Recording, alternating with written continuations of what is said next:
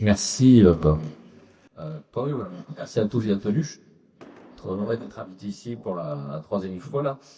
Je vais juste me présenter un peu plus en détail parce que certains sites là peuvent vous intéresser. Je suis directeur de la publication de différents sites publics, une bibliothèque numérique d'histoire des sciences, là, biblub.education.fr, qui sont des textes scientifiques commentés par des scientifiques contemporains, des textes qui ont compté dans la science. Et on s'est mis à la vidéo. Alors, c'est un site qui a une quinzaine de vidéos pour l'instant de culture générale, enfin d'histoire, pas mal, depuis un an, qui est un site plus grand public que l'autre, pour lequel je suis en train de chercher des partenariats public-public, c'est quand même d'essayer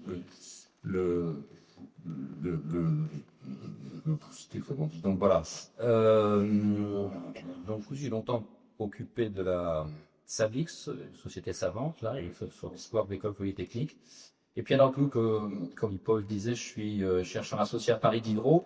Donc j'ai été associé après ma thèse, qui est devenue mon thème de recherche plutôt mineur. J'avais fait ma thèse sur le physicien Coriolis. Et donc notamment cette période sur laquelle je reviendrai d'ailleurs, l'histoire des sciences en France, 1795-1840. Et mon major, c'est-à-dire mon thème de recherche principal, c'est vraiment ce que j'ai appelé l'alter-science, qui sont les critiques assez radicales des théories scientifiques, la relativité, le darwinisme. Et puis je me suis intéressé plus globalement, peut-être en élargissant mon domaine, c'est peut-être un peu loin de point dessus, à l'histoire, la critique de la modernité technique. Je mène un séminaire de M de recherche et un séminaire de M1 à Orsay sur donc la critique de la modernité technique de Peggy au XXe siècle en France, de Peggy à nos jours, la critique de l'Internet aussi, j'étudie pas mal ça. Et aussi donc je me suis intéressé un peu dans le cadre de la technique et finalement les organisations scientifiques et techniques, les organisations techniques, les organisations administratives, la technocratie. Donc j'ai créé ce blog par académique, mais qui est assez documenté sur les élites et dont nous allons parler aujourd'hui. Donc, je voulais faire quand même un avertissement, plusieurs avertissements, parce que c'est un discours un peu particulier, je vais te dire. Donc, je préfère que... je suis ouvert à la critique par la suite, mais je donne quand même mes avertissements. Donc, je vais faire 6 tableaux historiques. Moi, je suis plutôt... oui, à partir comme le rappelait Paul, moi, je suis parti j'ai refait de la vulgarisation scientifique en 2006, et puis donc ensuite j'ai fait de l'histoire des sciences, donc on fait de la vulgarisation scientifique, ensuite de l'histoire des sciences, et maintenant je fais pas mal d'histoire, de la critique de la modernité technique, et d'histoire des idées aussi. Donc je vais vous faire 6 tableaux historiques, dont le dernier concerne la période contemporaine, donc n'est pas historique, plus prospectif, plus critique. Les autres sont appuyés sur des choses assez précises quand même, parce que je travaille par... excusez-moi, je dis un peu ce sur quoi je me fonde, ma thèse, j'y reviendrai, un article sur les invocations de Saint-Simon dans les discours techno-managériaux contemporains, qui était dans un colloque à l'Université technologique de Belfort-Montbéliard. Je vais parler de quelqu'un qui s'appelle Adolphe Alphand. J'ai fait un article dans un ouvrage collectif apparaître. Je vais parler de quelqu'un qui s'appelle Louis Armand dans les années 1960, et là aussi j'ai fait un article dans une revue L'Homme et la Société. Voilà. Et j'ai fait une tribune dans The Conversation sur l'université et les grandes écoles. Alors je suis pas là pour décorer, je m'excuse, je prends pas mal de précautions pour Matoire. Je suis pas là pour déplorer un état de fait. Disons, je considère qu'on est quand même dans une situation actuelle un peu problématique de rapport entre de position des élites en France, et je propose une grille de lecture historique. Voilà, je sais que je relis les événements depuis 1795 via ce mot de la technocratie. Donc Évidemment, moi, je n'adhère pas à des théories explicatives super simplistes, etc., contre le grand capital, etc. J'ai mis longtemps à me faire au mot néolibéralisme, c'est-à-dire j'ai longtemps pensé que c'était un mot qui était utilisé par les adversaires. Et en fait, je parlais du capitalisme, du social-capitalisme, finalement, le terme néolibéralisme est quand même que je vois de manière assez neutre, hein. C'est celui qui me paraît le plus décrire les problématiques que je vais décrire et qui me paraît le plus adapté finalement. Donc, mais je vous dis, j'ai eu quelques réticences. Évidemment, je vais vous décrire des tendances, ce ne sera pas des virages à 80 degrés, vous aurez l'impression que je suis répétitif, mais justement, j'insisterai sur ces tendances parce que elles se répètent finalement. Alors, c'est pas des virages à 180 degrés, c'est peut-être même pas des virages du tout, si vous voulez, mais je pense que c'est plutôt une grille de lecture à travers la constitution des élites en France. Et encore une fois, et enfin, dernier avertissement, je ne sais pas si je l'ai mis. Oui, ça vous paraîtra peut-être d'un discours un peu élitaire, au sens où je parle un peu d'en haut, enfin, c'est-à-dire du fort d'État auquel j'appartiens, mais surtout dont j'ai analysé l'histoire. Hein, enfin, je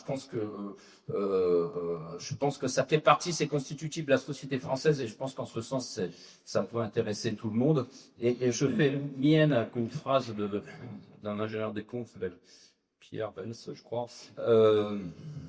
Donc, voilà, je suis pas en train de critiquer la façon dont une société fait ses élites. Je dis oui, je dis avec lui oui à l'élitisme, à une forme d'élitisme. Il faut des élites, non à une espèce de micro-élitisme qu'on va voir notamment dans la période contemporaine, qui sont les corps d'État, etc. Donc, cette phrase me paraît assez intéressante. Voilà, donc ça, c'était les avertissements. Excusez-moi toutes ces précautions oratoires là. Mais je vais commencer par donc il y aura 6 tableaux. Hein. Le premier tableau, donc tableau numéro 1, alors les dates, je vous dis, sont à peu près. Donc la création de l'école polytechnique, 1794, et je vais revenir sur une notion qui me paraît tout à fait intéressante, des ingénieurs savants. Voilà. Donc, je vais pas faire à chaque fois l'histoire, on va balayer assez vite, mais bon, je pense que, encore une fois, c'est cette grille de lecture que je prends à travers 200 ans, 210 ans. Donc, fournir des cadres à la nation révolutionnaire, je reviens pas là-dessus. En revanche, il y a des choses intéressantes qui sont moins connues, justement, qui sont ce qu'on appelait à l'époque, ce que des historiens de l'école polytechnique, dès 1828, le premier historien de l'école polytechnique, Fourcy, appelle le privilège de recrutement. C'est-à-dire que la loi du Vendémière en 4, c'est-à-dire du 22 octobre 1795, c'est-à-dire exactement une année après la création de l'école polytechnique, donne cet article qui est toujours en vigueur d'ailleurs à l'avenir. Il ne sera plus admis aux écoles particulières du génie militaire, des ponts et chaussées, des mines, des géographes, que les jeunes gens ayant passé à l'école polytechnique. Et donc, pas curieusement, mais c'est important de connaître les principes de comment on fonctionne. On fonctionne encore sur la base de cet article 1795, c'est-à-dire que ça veut dire le recrutement des corps d'État, des corps techniques, du corps des mines, du corps des ponts, à la sortie de l'école polytechnique. Alors, évidemment, le recrutement, c'est ouvert. J'aurais dû vous mettre l'école normale supérieure, du concours interne. Il y a même depuis une loi de 2014, un docteur par an sur l'université, qui est souvent quelqu'un qui a fait une grande école avant. Enfin bon, passons.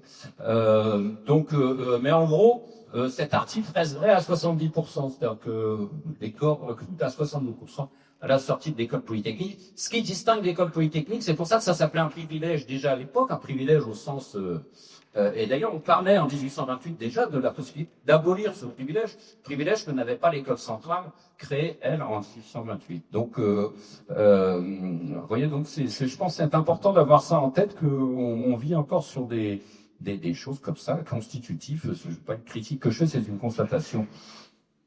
Et en fait, ce qui va se passer, curieusement, donc on va avoir, comme Lazare Carnot le voulait, des militaires, des ingénieurs militaires dans le génie, dans l'artillerie. C'était censé aussi remplacer l'école du génie de Mézières. Donc, c'est ce que voulait le membre du comité de salut public, Lazare Carnot.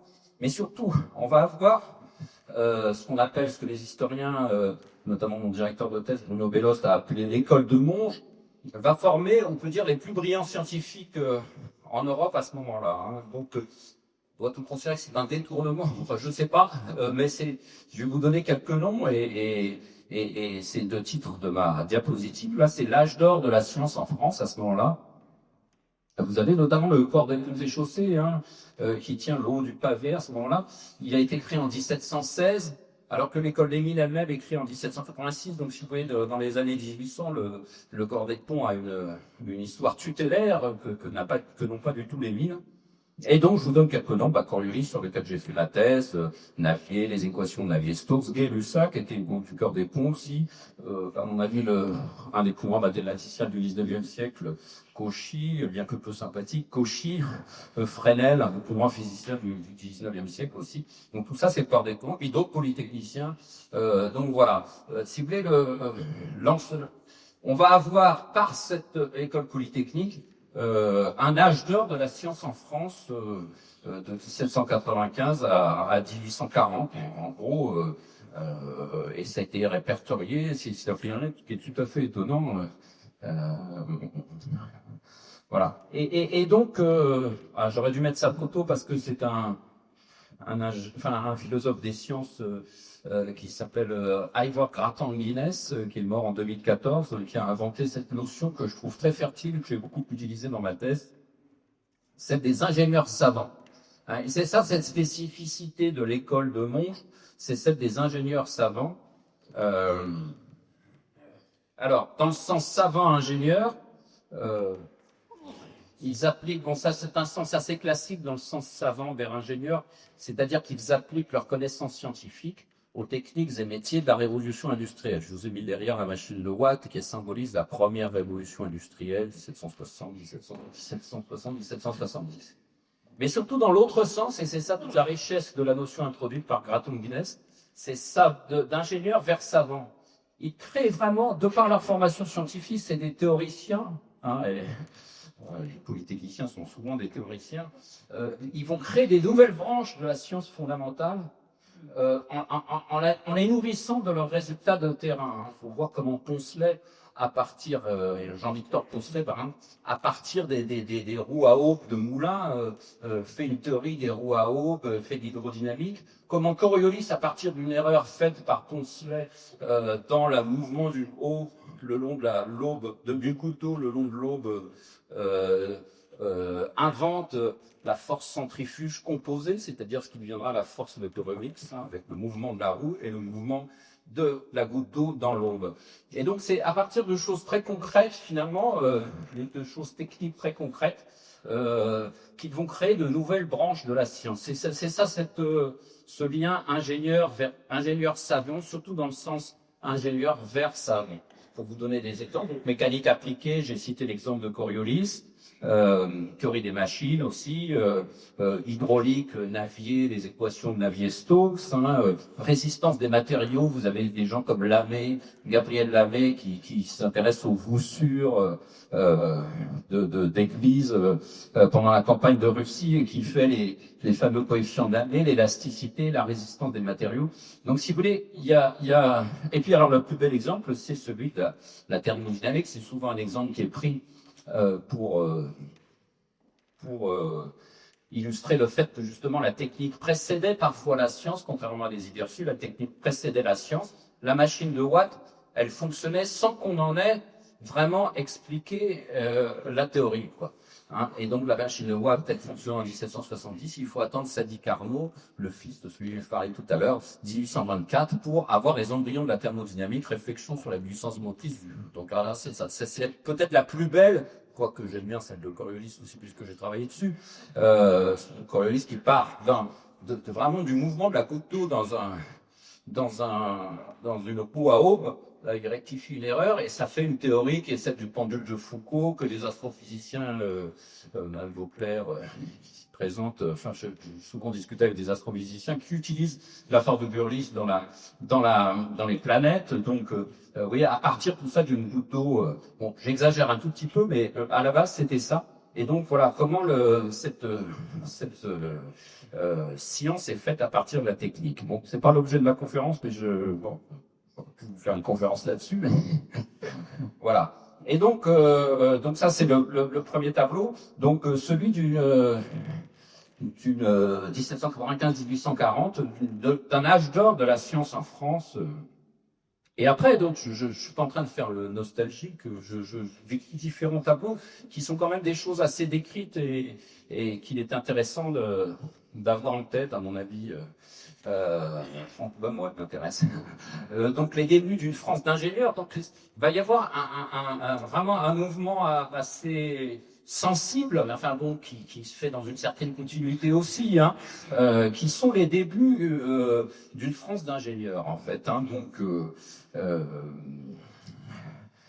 alors, le saint-simonisme. Alors moi, quand j'entre au corps de mine, on me dit vous êtes des descendants de Saint-Simon. Hein. Je connaissais un peu le mémorialiste quand on rentre sans Michael Fildini, quand on appelle le futur historique, très important, parce qu'il c'est pas vraiment le mémorialiste de Louis XIV. Je me demandais ce qu'il venait faire là-dedans, là. Et c'est qu'après que j'ai compris que c'était le comte de Saint-Simon, je vais y revenir, 1760-1825, et l'utopie saint-simonienne.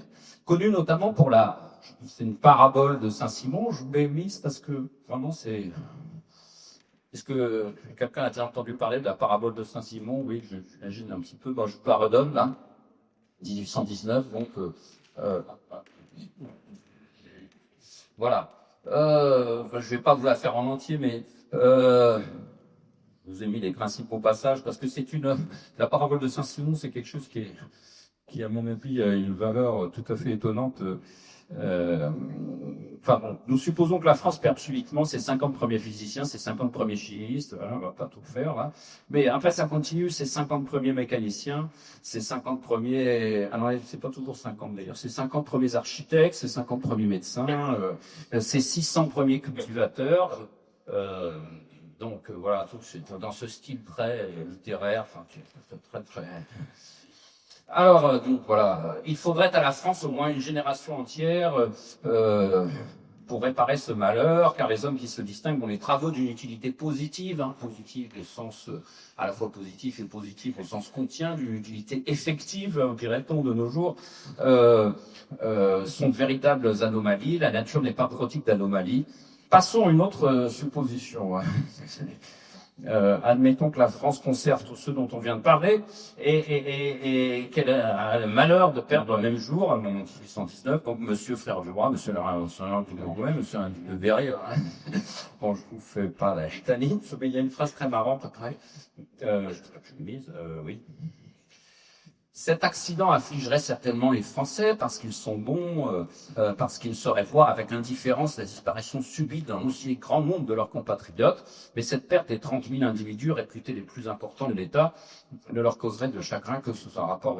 Enfin, je ne vais pas tout dire. C'est une phrase très amusante qui est là. Il existe un grand nombre de Français en état d'exercer les fonctions de frère du roi, aussi bien monsieur. Bon, beaucoup sont capables d'occuper les places de prince, tous aussi convenablement, comme on fait là le duc d'Angoulême. Voilà. Donc, c'est une parabole qui a forte valeur. Je trouve universel.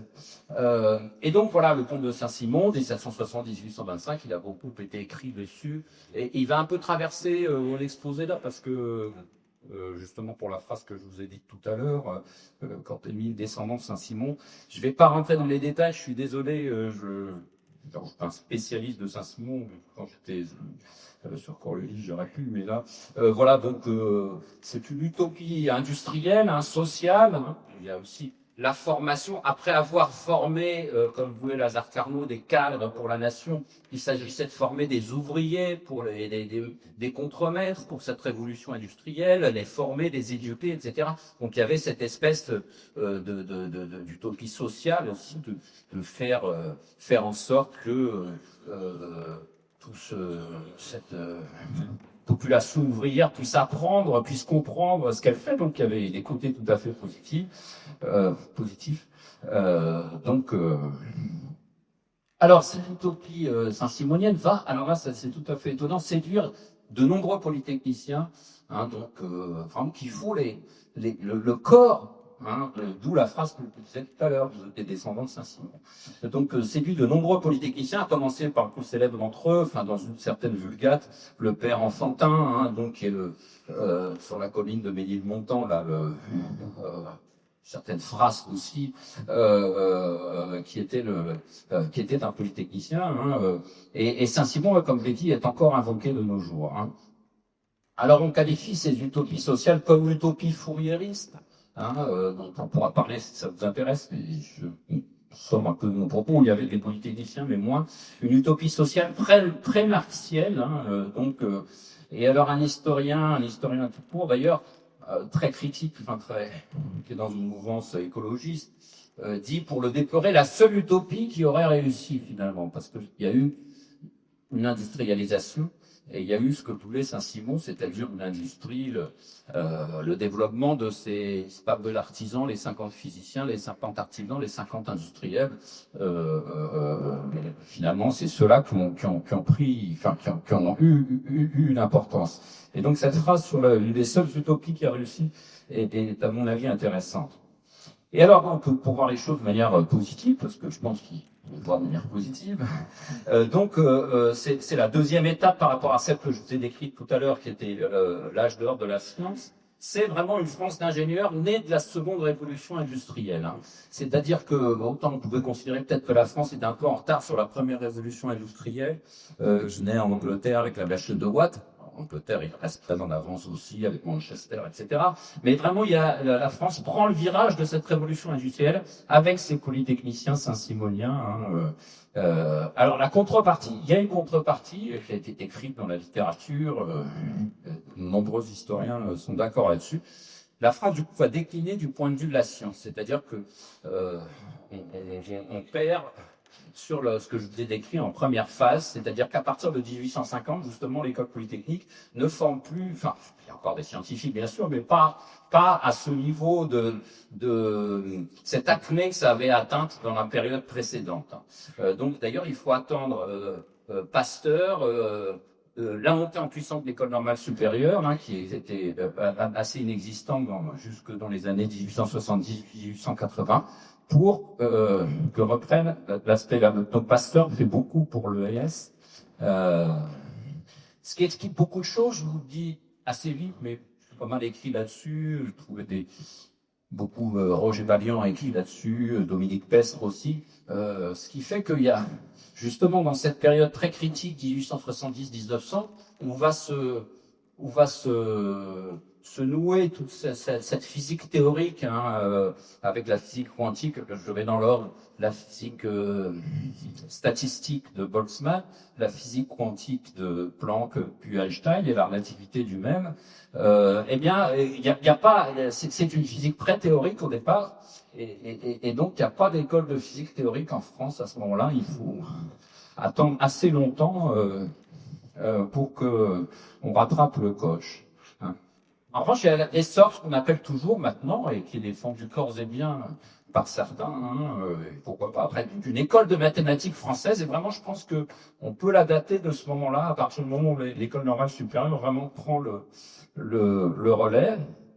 Et on peut considérer que du point de vue de la science, la main passe, je vous le dis à la grosse, là, mais la main passe de Polytechnique à l'école normale supérieure. Henri Poincaré, 1872, il hésite entre les deux, il prend Polytechnique pour des raisons familiales, mais c'est sans doute le dernier qui fera ce choix.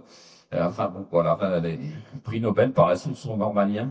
Voilà, donc on perd sur l'aspect science, mais on gagne sur l'aspect révolution industrielle. Alors, je continue à décrire cette deuxième étape, là, donc une France d'ingénieurs née de la seconde révolution industrielle. Je parlais de la colline de Ménilmontant, enfin bon, jusqu'au PLM, c'est-à-dire au Paris-Lyon-Marseille, hein, donc Prosper Enfantin, j'ai cité, mais surtout, alors des noms, à l'école des mines, il y a une salle Michel Chevalier, hein, qui est la salle du corps des mines, là. Quelqu'un qui était un peu plus, qui était conseiller de Napoléon III, Paulin Calabeux, qui crée le Paris-Lyon-Marseille. Hein, donc, ça va être donc ces polytechniciens vont industrialiser la France en ayant leur formation de corps d'État, et en se réclamant Saint-Simon, souvent des intellectuels, un saint-simonisme transmué, métamorphosé en une forme de libéralisme industriel et social peut-être, puisque il y avait ces aspects-là chez Saint-Simon. Donc voilà, au départ, c'est... Et au passage, on peut noter d'ailleurs que tu as l'importance... le chemin de fer, c'est la seconde révolution industrielle, c'est l'électricité, le chemin de fer. Mais le chemin de fer, c'est surtout, c'est pas les voyageurs, le chemin de fer, c'est le charbon, c'est les mines, etc. Et donc la main passe aussi au corps des mines plus qu'au corps des ponts dans la période précédente. Bon, voilà, c'est quelques grilles explicatives comme ça, mais et donc à ce moment-là, on voit dans les textes à cette époque, par exemple. Je vais parler d'Alphand là. Il y a deux options qui se dessinent souvent. Donc l'industrie privée menée en concession par des gens comme Chevalier ou Talabot, il y a une compagnie de chemin de fer, la compagnie de Suez, ou la régie directe par l'État et ses fonctionnaires des corps aussi. Le métro parisien, fin du 19e siècle, va se faire en régie directe par la ville. Donc, vous voyez, il y a cette hésitation entre deux. Au départ, il n'y a que des compagnies privées de chemin de fer. C'est pour ça qu'il y a un Bigard à Paris, etc. Donc, voilà. Et donc, voilà, ce tableau 2 que je voulais vous marquer, c'est vraiment le passage à une France d'ingénieurs sur la base de ces ingénieurs-là aussi. C'est eux qui créent les grands réseaux ferroviaires, un peu au détriment de la science. Et donc le tableau 3, j'essaie de mêler évolution politique des régimes et via le sujet qui nous intéresse. L'hypothèse que je fais, mon directeur de thèse m'a appris que l'historien devait faire des hypothèses, donc voilà, je prononce avec précaution le mot technocratie, parce qu'on verra qu'il est surtout années 1930, mais je vais arriver à mon hypothèse plus tard. Alors, je vous montre quelque chose qui est vraiment tout à fait nouveau à ce moment-là. Et ça, vous connaissez l'outil. Alors, je me méfie beaucoup de cet outil qui s'appelle Ngram Fusor. C'est un outil de Google qui comporte beaucoup de biais. Mais quand c'est multiplié par 7, si vous voulez, vous n'avez pas à hésiter. Là. Il y a des biais dans le truc. Si vous avez une statistique à multiplier par 1,5, il ne faut pas trop la présenter. Mais quand vous avez multiplié par 7, là, vous pouvez la présenter. Donc, l'utilisation du terme modernité, donc pour votre gouverne, c'est un outil qui recense dans tout ce qui a été numérisé par Google Books, qui recense tous les occurrences de termes. C'est un moteur de recherche. Donc, c'est un outil assez intéressant critiqué par les chercheurs, mais qui est utilisé. Les pièces, c'est d'abord c'est sur un corpus qui est numérisé, donc vous ne savez pas ce qui est numérisé exactement, donc ils n'ont pas tout numérisé, donc c'est pas forcément exhaustif. Bon, ça, à la limite, on peut considérer que c'est l'échantillon, mais surtout sur les revues, notamment, sur les revues, si vous voulez, vous trouvez des numéros de 1960 étiquetés 1910, parce que la revue, elle a commencé en 1910, et ça, c'est très mal indexé Google, par rapport à d'autres bibliothèques numériques, les numéros des dates de revue sont très mal indexés, donc il faut faire attention. Mais là, il n'y a pas d'ambiguïté possible, donc l'utilisation du terme modernité est multipliée par 7, vraiment, une période... donc ça, c'est le nombre de fois, c'est le pourcentage du mot dans tous les mots. Entre 1875, il végète encore. Entre 1875 et 1890. On a presque l'impression, c'est au moment où la République s'affirme, puisqu'elle est quand même assez hésitante entre 70 et 78, c'est tout à fait étonnant ça. Et ça aussi, ça va être un fil conducteur qu'on va avoir à présent, qui est les grands ports comme vecteur d'une modernité.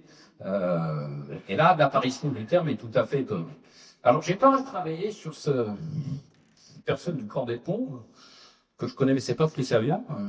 On avait demandé, parce que donc il y a eu son petit centenaire. Donc, vous voyez, c'est quelqu'un d'assez officiel. Et là, son nom est connu. Son arrière-petit-fils était ambassadeur de la 4 km de la 5e République aux États-Unis. Donc, son arrière-petit-fils, plus de son prénom en tête d'ailleurs.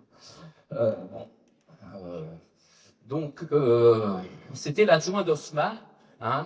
Donc il est recruté par Haussmann, enfin c'est un ex-pont, il est recruté par Haussmann pour faire les parcs et jardins parisiens. On lui voit le parc construit, le parc des Buttes de Chaumont.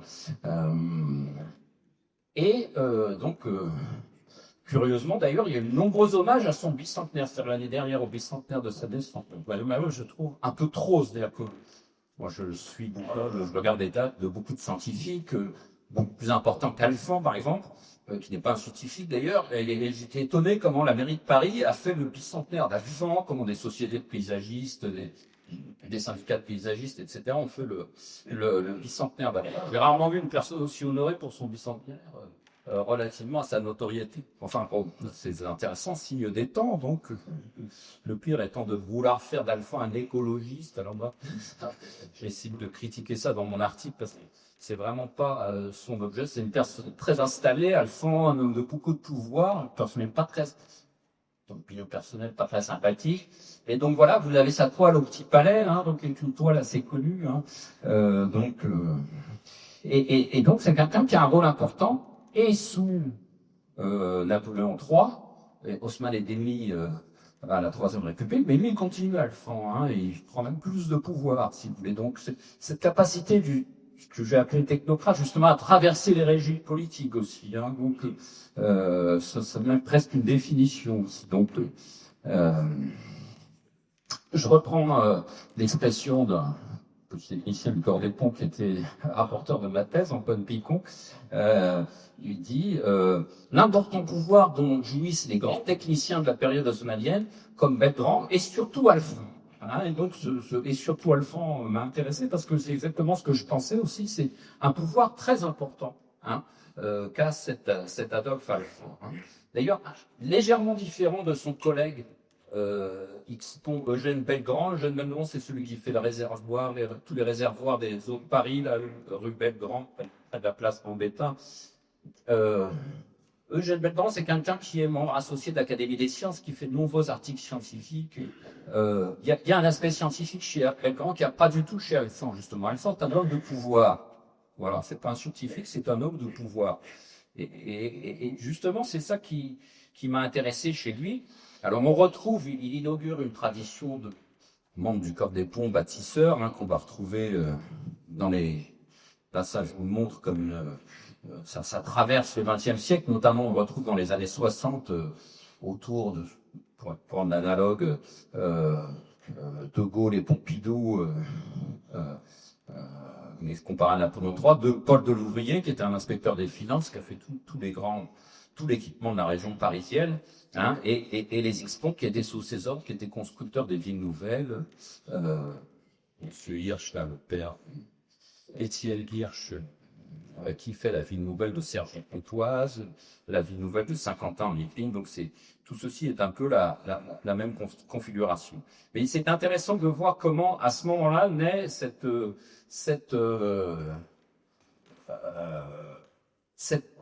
Alphand paraît assez représentatif, peut-être lui attribuais-je trop d'importance, mais il me paraît assez représentatif d'une première occurrence de quelqu'un qui a un pouvoir assez important, peut-être même parfois plus que le pouvoir politique, et qui n'est pas spécialement scientifique, hein, donc qui est un homme de pouvoir. Donc, et l'hypothèse que je fais, que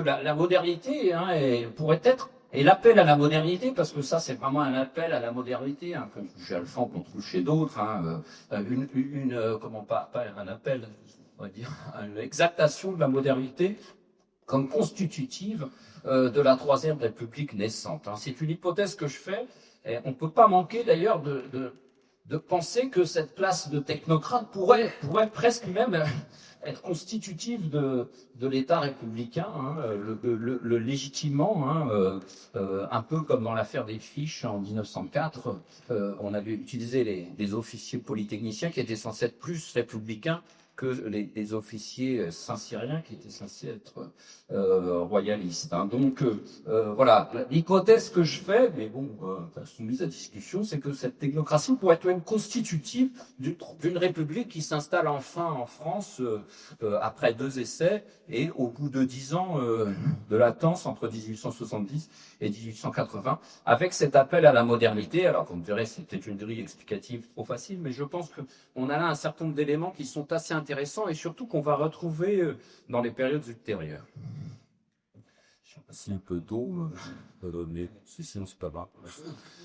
Non, mais c'est pas mal. Je vais continuer sur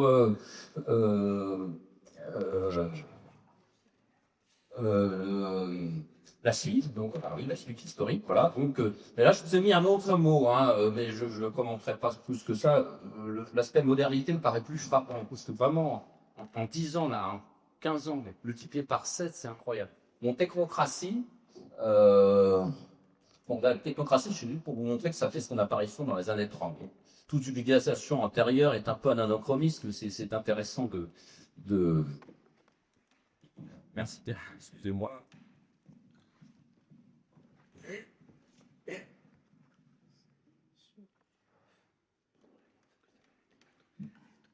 Voilà, donc c'est pour vous fixer les idées sur le mot même de technocratie, qu'on ne fasse pas d'anachronisme ensemble, mais l'idée de technocratie peut être prise avant néanmoins. Bon, alors sur les années 30, ça a été beaucoup décrit aussi. Là non plus, je suis désolé, je ne rentre pas dans les détails, je balaye un peu à la grosse, mais je pense que c'est des idées qui sont à peu près connues, mais bon. On a dans ces années 30 la déferlante d'exaltation de critique. Moi, dans mon séminaire de recherche, j'étudie l'exaltation de la modernité comme la critique de la modernité.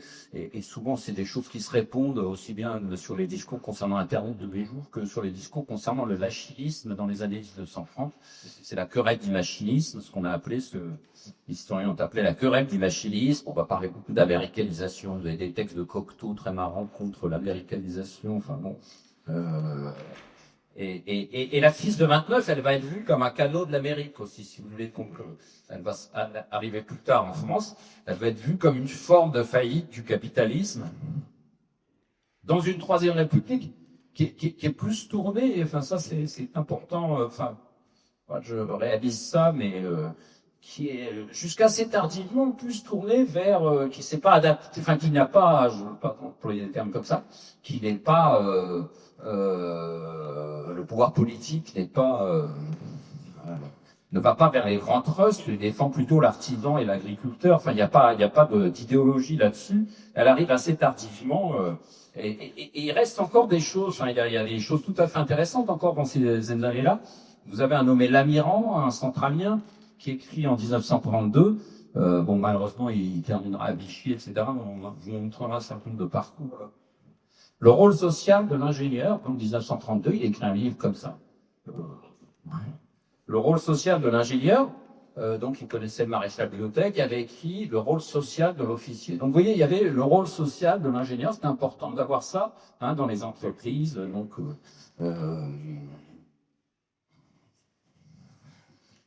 Et puis, à ce moment-là, il y a le groupe X-Crise, je ne sais pas si c'est un groupe de réflexion de polytechniciens qui a beaucoup été décrit. Moi, j'avais fait venir, j'ai pas mal travaillé avec un historien qui est des Feux de la Rance en ce moment, qui s'appelle Olivier Lédard, là, et qui est un spécialiste de ces années 30, là.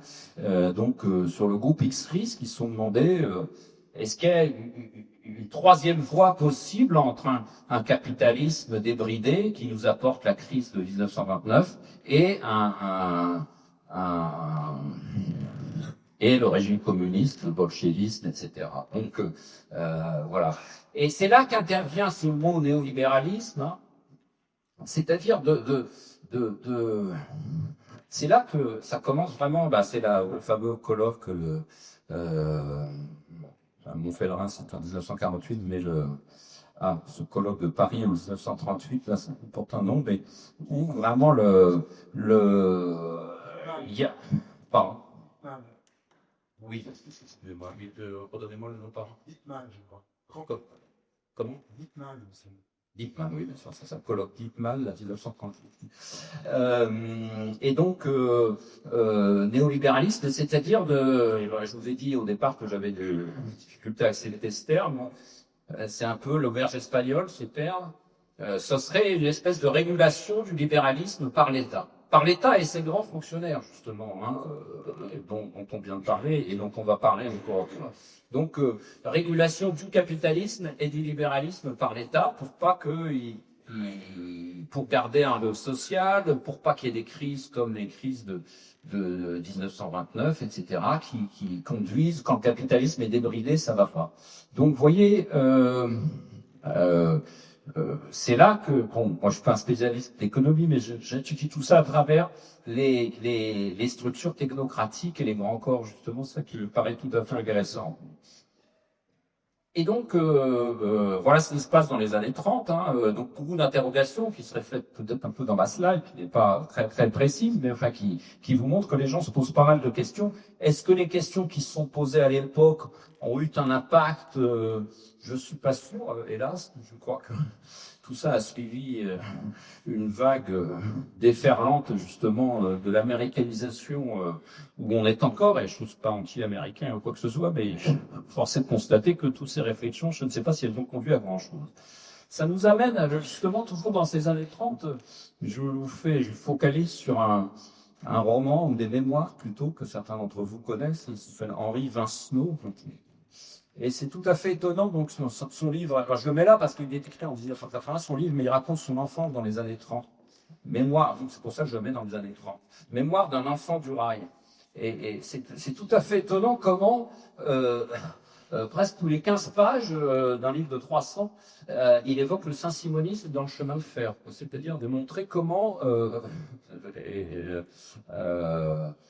parle de Prosper Enfantin, de nouveau, qui était au Paris-Marseille. Enfantin était un technocrate, il utilise ce mot, enfin il utilise en 1980 un mot en le plaçant en 1930, donc, mais en parlant d'Enfantin qui était en 1850, était un technocrate avant l'heure, insiste-t-il, mais aussi un humaniste visionnaire. Il y avait cette idée chez Lancelot. Bon, c'est un romancier, Lancelot, je ne sais pas un historien, mais je trouve très intéressant la façon dont il oppose deux visions, la technique pour la technique, vraiment faire la technique pour les performances de la technique, et il oppose à une vision justement saint-simonienne, une technique et un industrialisme saint-simonien.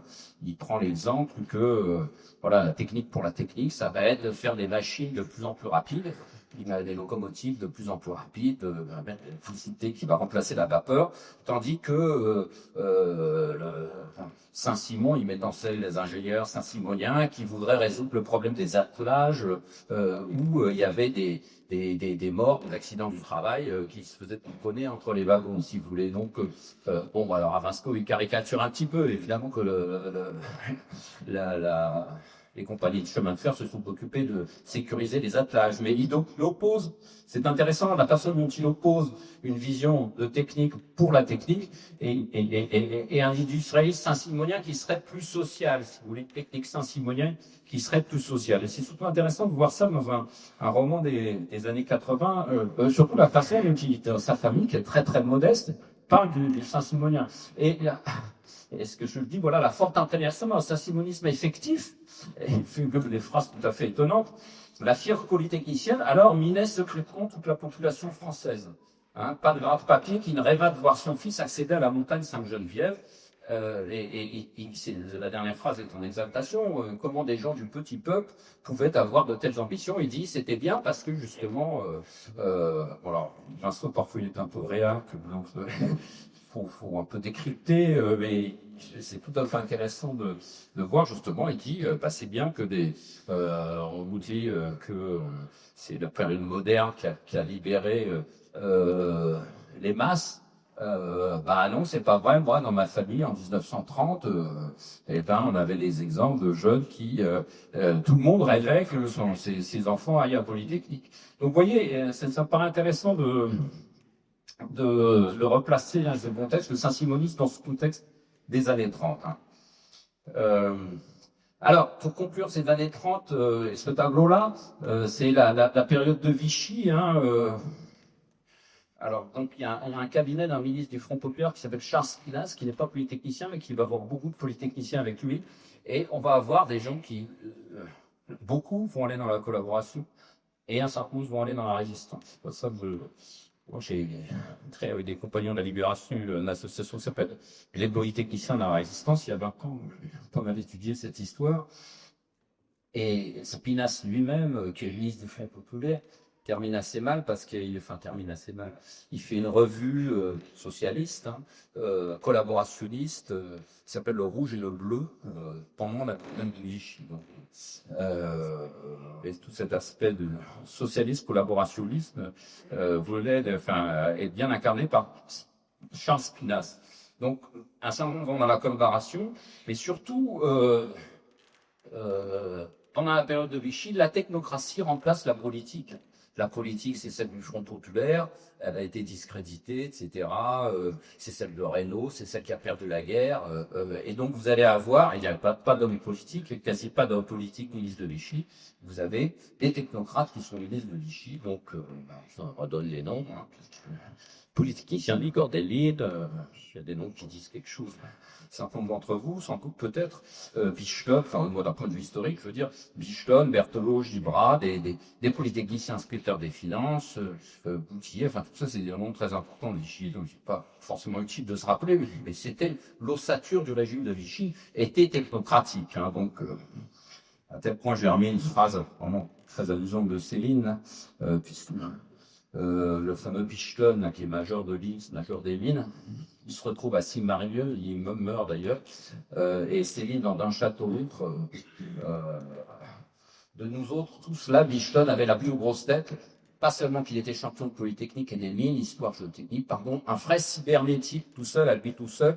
Je trouve cette phrase très amusante que justement moi j'étudie aussi, la façon dont l'idée cette cybernétique prend. Parce que d'un château, c'est 1950 et quelques, je suis très en tête, mais donc on parlait pas mal de cybernétique à ce moment-là, et Céline reprend ce terme à propos de ce technicien du corps des îles. Hein.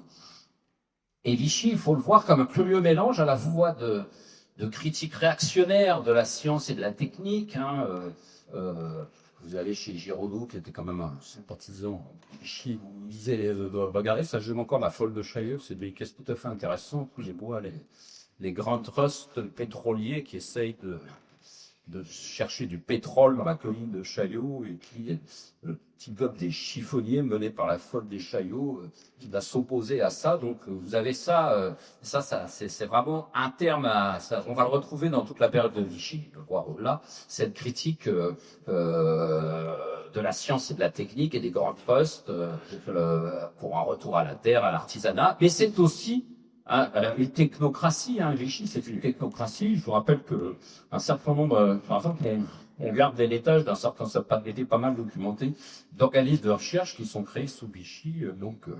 Mais sinon, il y a une technocratie qui est symbolisée par ces ministres-là. Voilà. Donc toute cette période-là, bon. Je vous l'ai décrite plutôt comme une période d'interrogation, la naissance d'une technocratie, mais elle va être de plus en plus, elle va prendre de l'importance, hein, et justement, je vous parlais des années 60, là, c'était vraiment le discours modernisateur venant des élites, et ça, c'est vraiment un invariant qu'on va trouver et qu'on peut trouver encore maintenant de manière. Donc, je passe directement à la 5e République, puisque la période 4e République, bon, enfin, voilà, j'en fais des coups de projecteur comme ça. Donc, la technocratie, du coup, elle était discréditée après-guerre, du coup, puisque, justement, elle était formulée dans le régime de Vichy. Donc, il faut attendre plutôt la 5e République, hein, avec l'épanouissement de nouveau d'une technocratie à la faveur d'un régime nouveau qui manque de cadre, hein. Et puis, c'est la montée en puissance des premières promotions de l'ENA, hein, l'ENA qui avait été créée en 1945, et voilà, centaines de gens qui a fait pour avoir des places à ce moment-là, à partir de 1958-60. Bon, j'ai mis la photo, non pas du général de Gaulle, mais vous reconnaissez, qui est Giscard d'Estaing, enfin, pas dans cette année-là, je n'ai pas trouvé de photo de lui dans cette année-là. Et vraiment, voilà, c'est un discours de conversion, moi j'ai mis conversion, voilà, un discours un discours orléaniste, plutôt MRP, centriste, peut-être 2 fois là pardon, qui est de fer de lance de la conversion des élites au néolibéralisme, alors avec deux deux motifs qui se répètent tout le temps, donc l'Europe, hein, et ça a été beaucoup étudié par de nombreux économistes, historiens, etc. L'Europe comme structurant le discours néolibéral hein, depuis les années 1930. Hein. Et surtout, ce qui m'intéresse ici, la modernisation par la technique. Donc vraiment deux discours, deux anciennes qui critiquent, qui structurent le discours tenu par les élites pour la modernisation du pays. C'est l'Europe et c'est la modernisation par la technique, à l'époque la cybernétique. Et je vais vous donner, donc avec ce polytechnicien là,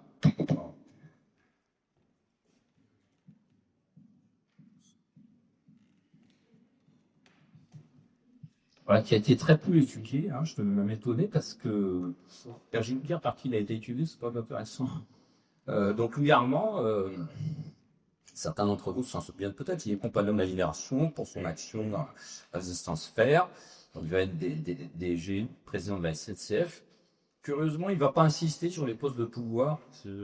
Il est chez Oracle, ici, bon, la dernière décennie de sa vie, enfin à partir de 1960 à 55 ans, il est membre de l'Académie des sciences morales et politiques, l'Académie française. Il écrit, il est un ami à l'Académie française en 1964, en ayant écrit un livre. Donc c'était plus la figure de l'ingénieur, hein, comme il y a les figures de militaires à l'Académie. Donc c'était la figure de l'ingénieur qui avait été.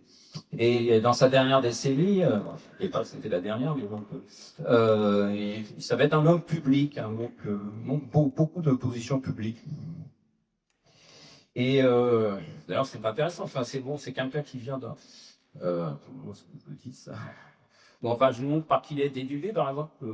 C'est pas spécialement bourdieusien, mais je reconnais.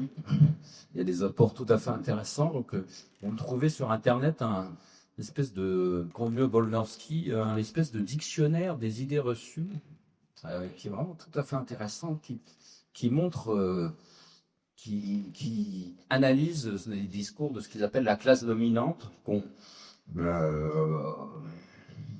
on peut en prendre ou en laisser dans ce que met Bourdieu autour, mais dans leur analyse de tout ça très intéressant. Ils remontent aux années 30 d'ailleurs, ils étudient la technocratie des années 30 comme un article qui n'est pas inintéressant, qui un article est composé de manière, il y a plusieurs, il est assez novateur cet article, et vous avez un dictionnaire des idées reçues, ils étudient tous les poncifs et la vulgate modernisatrice des années 60, avec un certain nombre d'auteurs, donc vous avez Louis Armand, avec quelqu'un que certains connaissent, peut-être Thierry Ribard. Vous avez Prince Poniatowski, je ne savais pas qu'il écrivait, moi, donc le ministre de Giscard, il écrivait trois capítulos de Poniatowski sur la modernisation de la France, etc. Donc vous voyez, et Bourdieu s'est amusé à regarder tous les points communs à ces bouquins qui se ressemblent quand même pas mal, il faut bien dire ce qui est. Juste sur un point quand même... dans le discours de réception d'Armand à l'Académie française, ben, c'est pour montrer qu'il était de famille modeste, hein, c'était vraiment l'ascenseur social, hein, c'est l'histoire de Minceau dont je vous parlais tout à l'heure, là. 19 mars 64, Jean Rostand, qui lui n'était pas de famille modeste, donc, mais bon, au sujet de Louis Armand, vous naquitte, monsieur, le 17 janvier 1905, dans une de ces familles que l'on qualifie de modeste, et qu'on devrait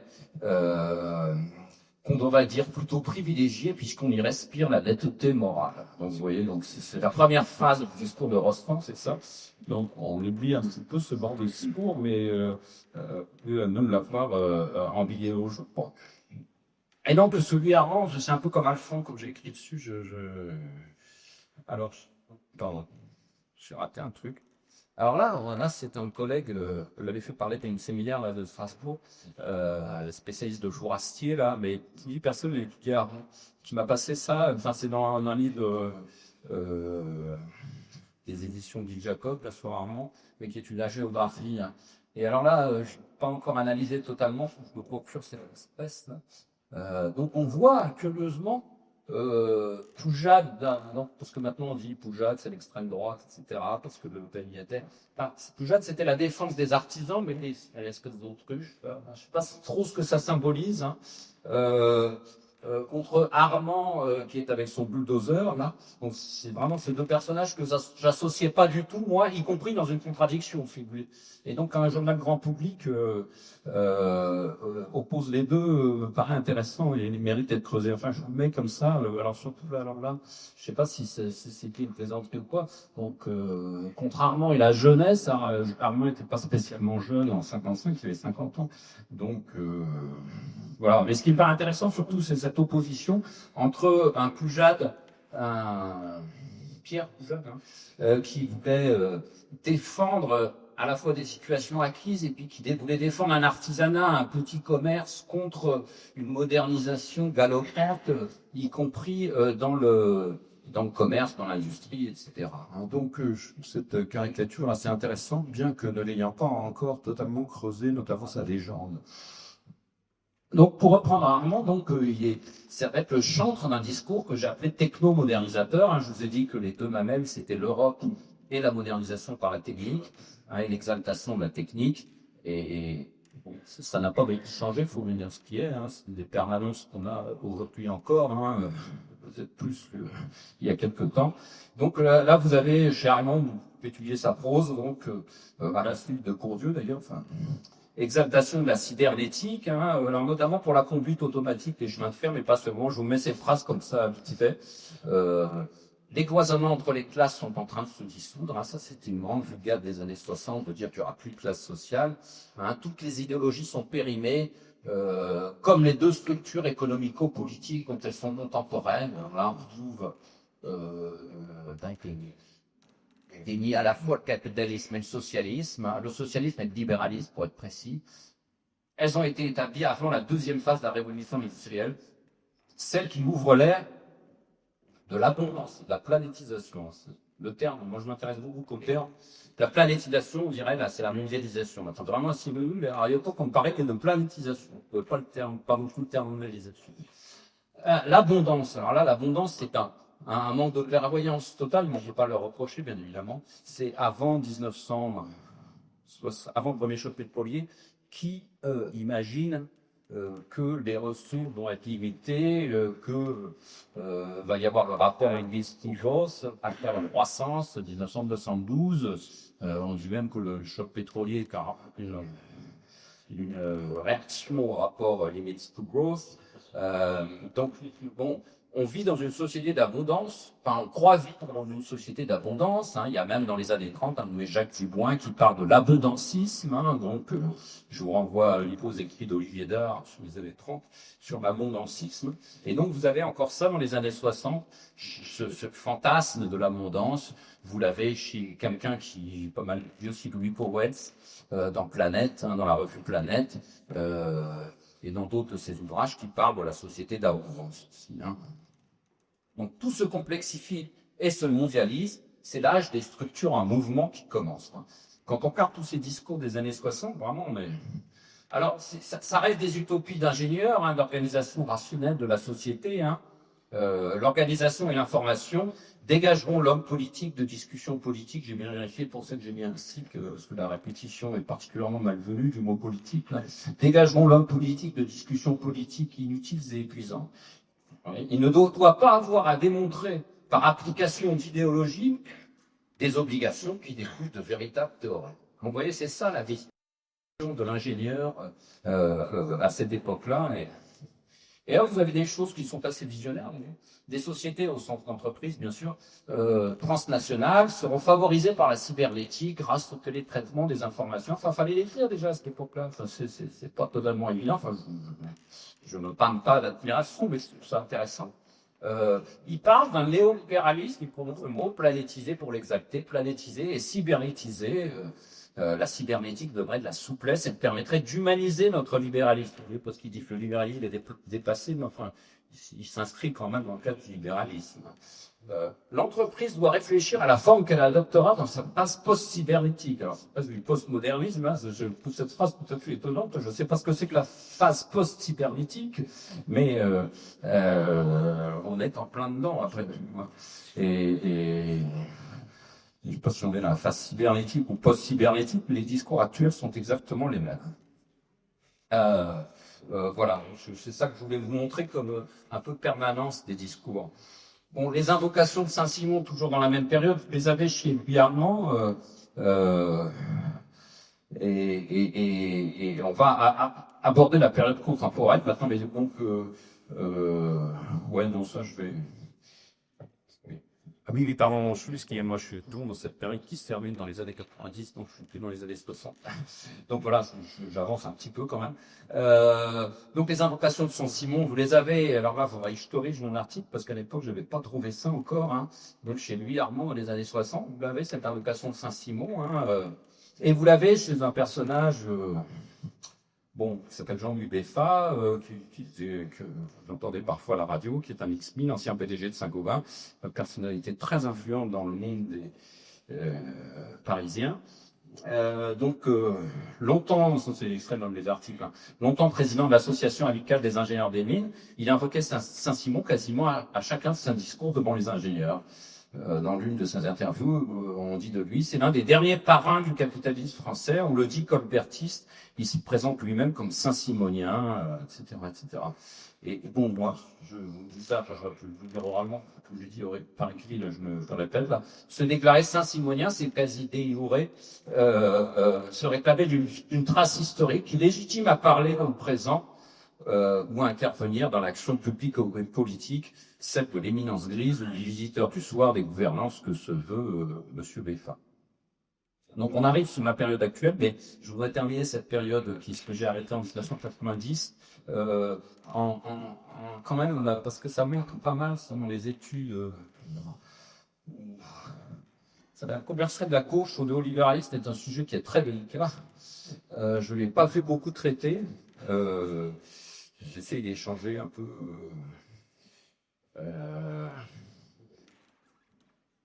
Ok, la Fondation Saint-Simon. La Fondation Saint-Simon, c'est quelque chose qui officie de 1982 à 1999. Soi-disant qui est... Alors, Rosanvallin, qui le ferait, je ne sais plus qui, théorisait ça, disait on s'inspire des deux Saint-Simon. Admettons, enfin, moi j'ai vu surtout le mien, mais bon.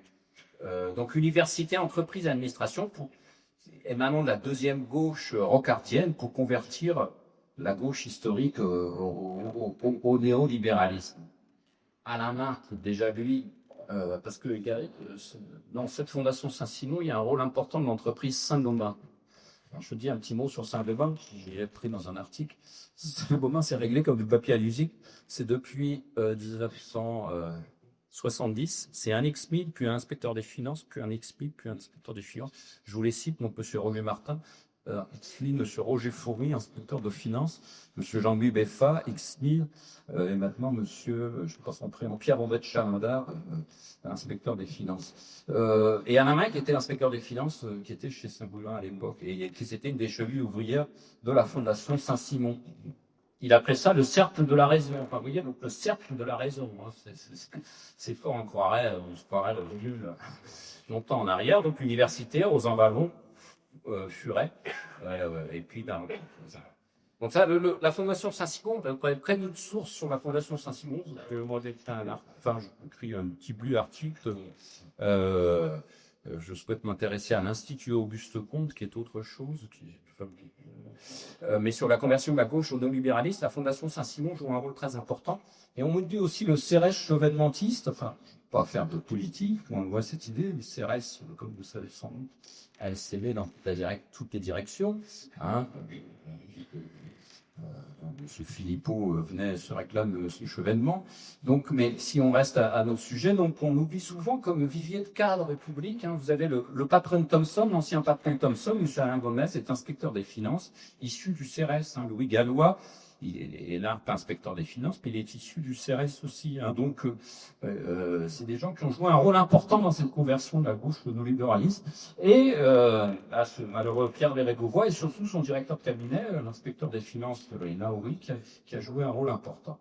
Donc voilà, j'arrive à mon dernier tableau, qui sera plus prospectif. J'étais déjà un petit peu politique, politique au sens prospectif, c'est-à-dire après, c'est des idées que j'aimais comme ça. Alors, ce que j'avais dit avant est quand même très structuré par un certain nombre recoupés par un certain nombre d'historiens. Là, je suis plus prospectif. Est-ce qu'on peut parler d'une faillite des élites? Je sais pas. Là, vous aviez l'allégorie que je pense, c'est les élites qui dans le peuple, hein, pas la liberté qui dans le peuple, les élites qui dans le peuple. Vous avez, vous savez, dans le tableau de la croix, vous avez un polytechnicien derrière, on a derrière l'homme au chapeau noir. Donc voilà, les élites guidant le peuple, est-ce qu'elles sont toujours là? C'est la question que je pose. Alors, pour clore la période d'avant, je termine avec Georges Besse, qui lui a consacré un bulletin pour le 25e anniversaire de son assassinat. Donc, c'était lui aussi quelqu'un issu d'un milieu très modeste. Hein. Son père était monteur de câbles électriques en Sperme. Et donc, sans doute l'un de ces derniers patrons comme ça, un peu sociaux, hein, Renault nouvelle manière à manière actuelle, c'est un peu différent de ce que c'était sous Georges Besse. Hein. Et donc voilà, moi, c'est des hypothèses que je fais à partir de maintenant. Enfin bon, je disais la fin d'une époque, hein, celle des ingénieurs, la seconde révolution industrielle. Hein, je vous ai dit que ça devait commencer en 1850. Je vois sa fin vers 1990, à peu près à ce moment-là. On passe du management des entreprises par leur valeur industrielle au management par leur valeur financière. Il y avait un contrat social entre des dirigeants et des cadres, hein, des cadres à tous les niveaux. C'est passé un contrat entre des dirigeants de très haut niveau et des actionnaires. Voilà, bon, je vais très vite là, parce que c'est la fin, donc où j'assène des trucs. Déjà, c'est assez prospectif, où je vous les assène vraiment. Bon, je charge de discuter après, j'espère. Vous avez toutes ces prépas, simplement on va sentir ça, quoi, que tout ce qui est Sciences Po, les prépas ECS, là, c'est ça qui prépare à HEC, etc., ESSEC, l'ENA ont supplanté la filière polytechnicienne quand même, enfin en tout cas dans les lieux de pouvoir. Vous en avez un bel exemple à la SNCF quand même qui est dirigé par un énarque. Puis, je suis pas en train de faire des trucs de pouvoir. Je constate simplement que la SNCF est dirigée par un énarque depuis 15 ans et que je ne dis pas que je déplore, je dis que c'est un fait de société important. Si vous référez à la SNCF, j'en ai beaucoup parlé, hein, quand même, Pinceau, etc. Donc, c'est une évolution qui paraît intéressante. Voilà, alors je veux pas enfiler, je fais encore un avertissement là, je veux pas enfiler des perles. Il y a évidemment tout ça, il y a des facteurs exogènes à tout ça. On peut avoir l'éternelle impression que c'est toujours la même chose, mais il y a des facteurs intrinsèques, des contemporains aussi que je vais donner, qui sont la place des corps, qui est assez questionnable, comme on dit maintenant, enfin, sur laquelle on peut se poser des questions pour parler français, relativement à l'industrie française. Et encore une fois, c'est des hypothèses que je fais. Est-ce que notre industrie n'aurait pas eu une plus forte délocalisation des emplois que d'autres pays? C'est lié au fait de la structure de notre industrie qui est des grands groupes, mais aussi ça peut être la rationalisation, l'esprit de rationalisation cartésienne chez nos dirigeants polytechniciens, là pour le coup. Et je suis toujours étonné, moi, de voir les nombreuses tribunes qu'on trouve dans les journaux pour l'industrie. Ils répètent une phrase d'Ellul, qui est un auteur que j'aime beaucoup, là. Jacques Ellul, bon, parfois, il est un peu loin, mais plus on parle d'une valeur ou d'une autre, moins elle existe. Et donc, bon, Ellul, parfois, je vais avoir et à manger, mais là, je trouve ça, voilà, c'est comme si c'était toujours les mêmes responsables d'une désindustrialisation qui en appelait à l'État à nouveau pour faire qu'il y ait de l'industrie, etc. Donc, je suis toujours étonné de ces conclusions. Le modèle techno-managérial public avec des grands corps, me semble-t-il, a mal passé la rampe avec la mondialisation des années 95 à 2015. Ça se traduit par un certain nombre de bérésinats industrialo-financières. Restriction des finances, vous pouvez lui mettre le Crédit Lyonnais, par exemple. Le Crédit Lyonnais qui est une affaire à partir de Jean-Maxime Lévesque, jusqu'à Bernard Tapie. Enfin, c'est une affaire qui dure 25 ans, en fait, c'est une saga presque. Hein. Voilà, corps des mines, les polytechniciens, vous pouvez leur mettre à Réval, Catel, Alstom, Vivendi. Relativement, alors, tous ces relativement, c'est par rapport à une forme de nuisance des grands corps relativement à l'équipement et à l'aménagement. On peut être que frappé d'une forme d'endogamie des corps des ponts dans ces partenariats privés-publics liés aux autoroutes. Hein. C'est les mêmes camarades qui sont dans les ministères et ceux qui attribuent les concessions pour les autoroutes, pour le TGV Ouest, chez Vinci, chez Veolia, c'est les mêmes personnes. Bon, les PPP culturels, j'ai étudié ça un peu.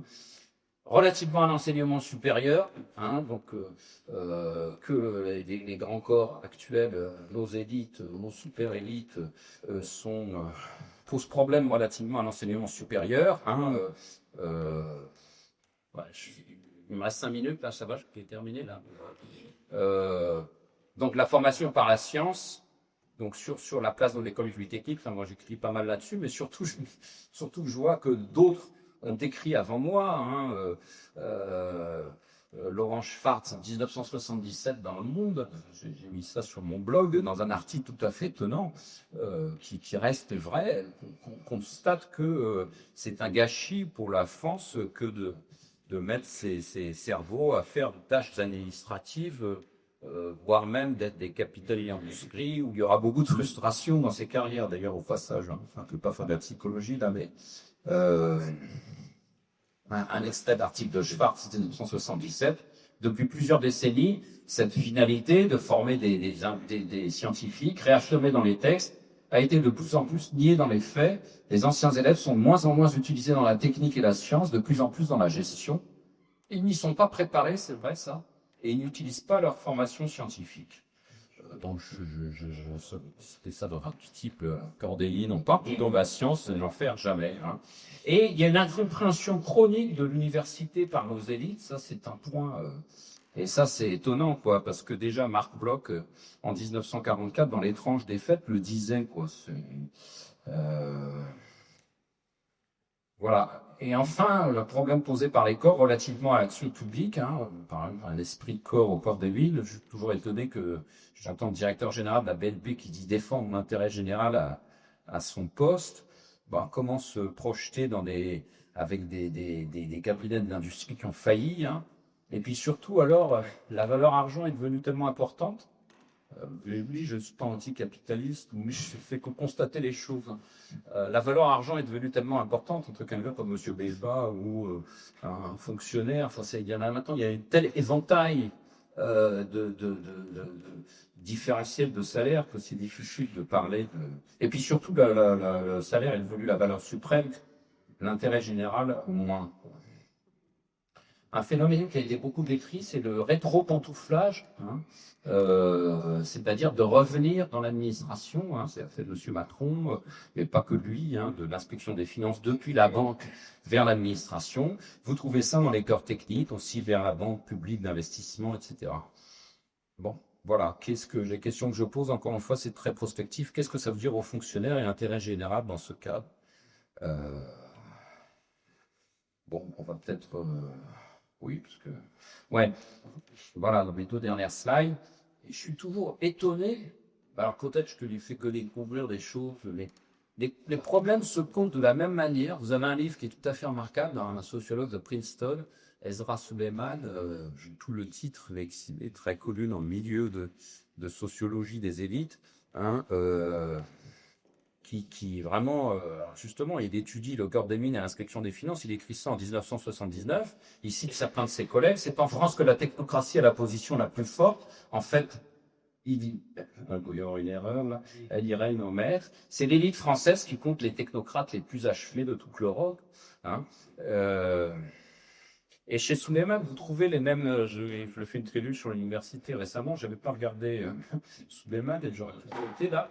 Les élites, que ce soit celles du secteur privé ou du secteur public, ne considèrent les universités qu'avec mépris. C'est exactement ça.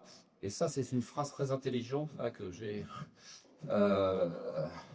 parce que à la fois la spécialité de Suleiman, donc la spécialisation et la compétence technique, la technocratie, par laquelle on a souvent défini les caractéristiques de l'élite française, ne servent que lorsqu'il s'agit, c'est-à-dire qu'on va se justifier, bon, je dis non, je fais partie, on va se justifier en disant qu'on a une compétence technique et une spécialisation. Mais paradoxalement, il lui faut en même temps nier qu'elle est spécialisée afin de pouvoir maintenir et étendre ses positions. Donc vous avez à la fois le discours qui est on est spécialisé, on est technocrate, on est technique, et on comprend tout.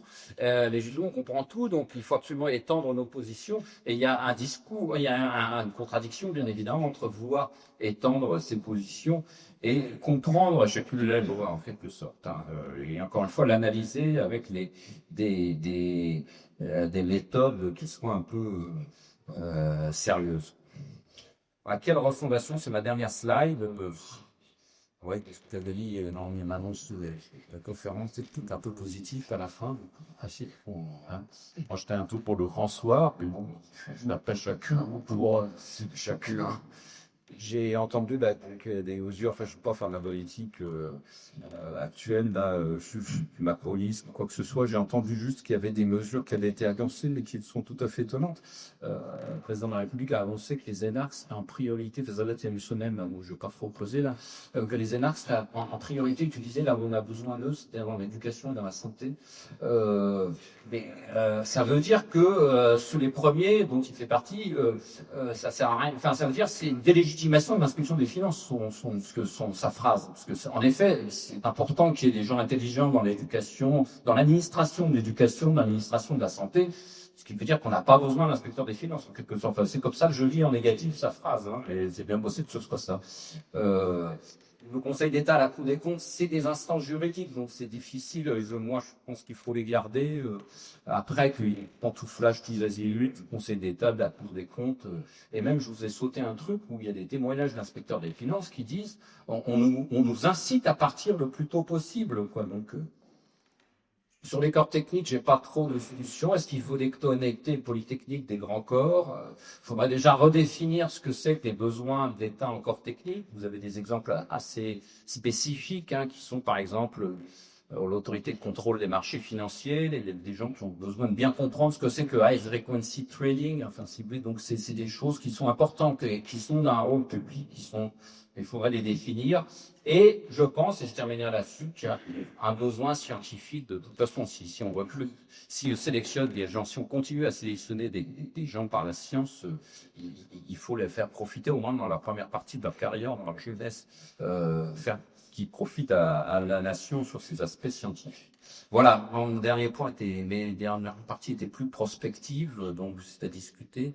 Je ne prétends pas résoudre le problème des élites comme ça, mais en tout cas, vous avoir donné une grille de lecture jusqu'à la période actuelle me paraissait important sur ces aspects de saint-simonisme et de place de la technocratie en fonction des régimes politiques. Je vous remercie de votre attention.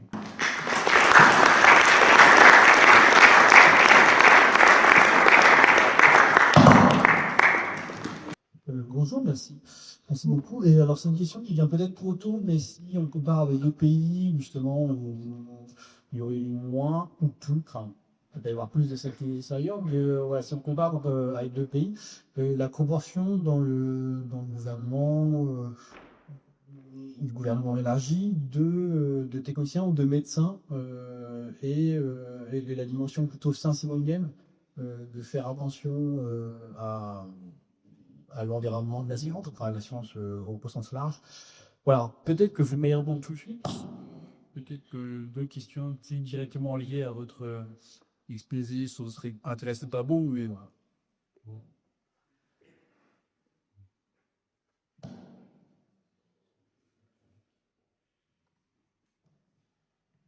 Je ne sais pas s'il faut poser question à un commentaire.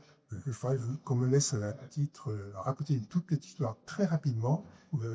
Dans votre, enfin, moi, j'ai travaillé dans le monde des politiciens au CNET. Hein, donc, je connais vraiment le milieu, l'ethnologie des politiciens. Mais avant ça, je me rappelle une petite anecdote. Elle vous a parlé de l'Amiran. Bon, comme vous l'avez expliqué, l'Amiran, c'est quelqu'un qui était. Il avait un très haut poste dans leur hiérarchie, je ne me souviens plus, si je savais qu'on leur a d'accord. Et j'étais extrêmement concerné parce que, il faut voir, on est en 69. Donc, après les événements de 68. Vous imaginez ce qui se passe dans l'Ivoire. Personnellement, j'étais ici, élève à l'INSA de Toulouse. Donc, et j'avais une certaine autorité sur l'ensemble dans ce contexte, parce que j'étais élu par les étudiants, président de l'ECA.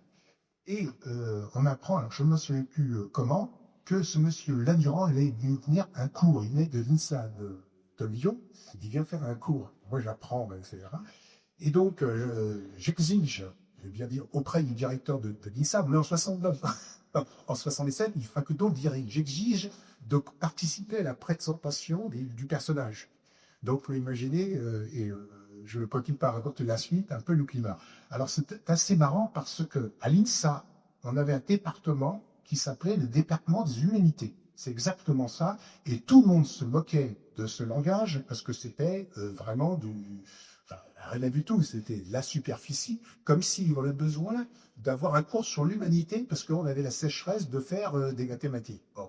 Et alors, ce qui est assez marrant, c'est que juste avant, de mémoire, il y a le film dans mes documents, on a exigé que ce département s'appelle Sciences économiques et sociales. Bon, ça n'a rien changé sur le fond, ça restait de droit.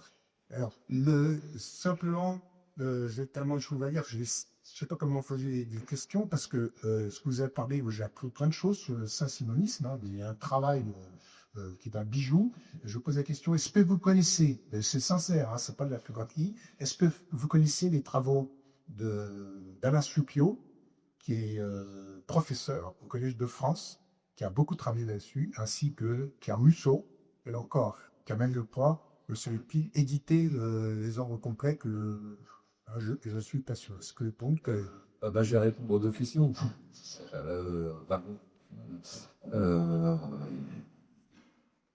Oui, Alain Suppiot, non, je n'ai pas regardé, je ne savais pas qu'il s'intéressait au Saint-Simon. Pierre Musso, bien sûr, il fait même il va très loin dans ses analogies, puis parce que moi, lui, il parle des monastères, enfin, si c'était,